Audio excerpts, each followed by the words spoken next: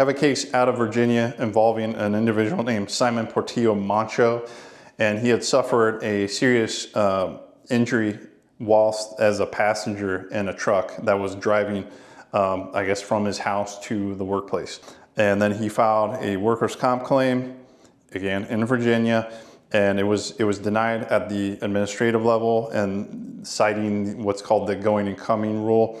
And the going and coming rule basically says that if you're driving from your house to work and from your work to your house, unless an exception applies, it's not a compensable workers' comp claim. And that was the same kind of situation here. So it went up through the Court of Appeals, and the Court of Appeals in Virginia said actually an exception applies.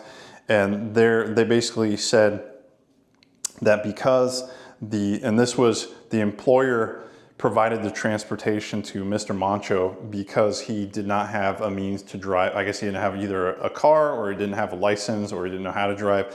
Whatever the situation may be, he did not have the ability to go from his house to the workplace. So what the employer did is and I guess this is Hercules Remodeling, is they provided transportation from his house to the workplace. So they had somebody pick him up, and that someone is the individual who we got in the motor vehicle accident with.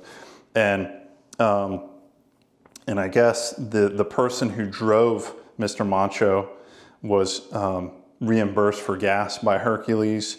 And so because basically the employer is making this transportation available to Mr. Moncho, and they're providing his driver money to drive to the workplace, the Virginia Court of Appeals found that there was enough connection to the work that the work is responsible for this workers' comp claim. How would this play out in Ohio? It might be the same thing, but they would analyze it again. There would have to be an exception, and they'd probably be looking at the totality of the circumstance. And I'm not sure.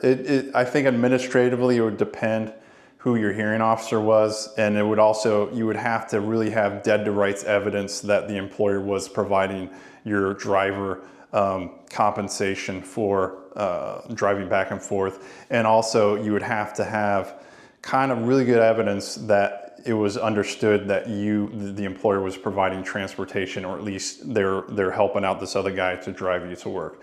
So it might be under the totality of circumstances in Ohio. I'm not sure administratively. It might be one of these things that would have to be filed to the Court of Common Pleas and above.